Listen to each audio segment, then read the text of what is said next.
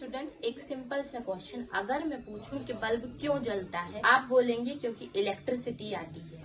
अगर एग्जाम में क्वेश्चन आए explain the process of electric circuit with proper reasoning, तो क्या सिर्फ इलेक्ट्रिसिटी लिखने से मार्क्स मिलेंगे? बिल्कुल नहीं। बस यही है सीबीएसई का न्यू पैटर्न। नाउ रट्टा नहीं चलेगा, सिर्फ कॉन्सेप्ट क्लियर होना चाहिए। सीबीएसई ने क्या चेंज किया है, पेपर में अप्रोक्स 40% कॉम्पिटेंसी बेस्ड क्वेश्चंस आएंगे, जैसे case study based, assessment reaction based MCQs, life situation. एक एग्जांपल से समझते हैं। एक स्टूडेंट ने मेटल में एसिड को ऐड किया तो गैस रिलीज हुई। Identify the gas with reason. Reaction सिर्फ नहीं लिखना है, अब रिएक्शन लिखना इनफ नहीं है, आपको रीजन भी देना पड़ेगा। साइंस का कॉन्सेप्ट, लॉजिक, एप्लीकेशन। फिजिक्स को एक स्टोरी बना दो। सोचो आपका घर एक सिटी है, स्विच गेट है, वायर रोड है, करंट ट्रैफिक है। अगर रोड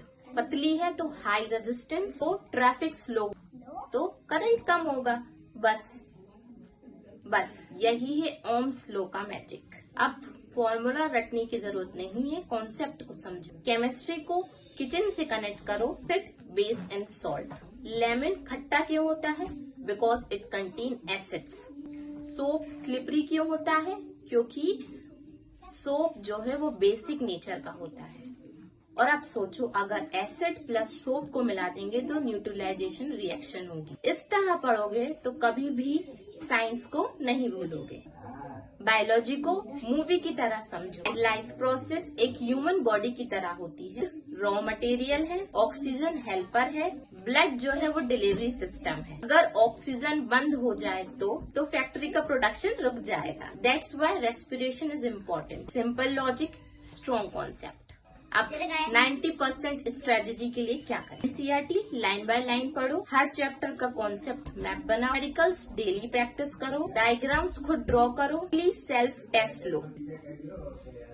रिमेम्बर, अगर आप खुद किसी को नहीं समझा सकते तो आपका कॉन्सेप्ट क्लियर नहीं है। स्टूडेंट्स, साइंस टफ नहीं होती है, गलत पढ़ने का तरीका होता है। सीबीएसई चाहता है कि आप साइंटिस्ट की तरह सोचो। आज से प्रॉमिस करो, नो रट्टा, only concept clear. Like, share, subscribe.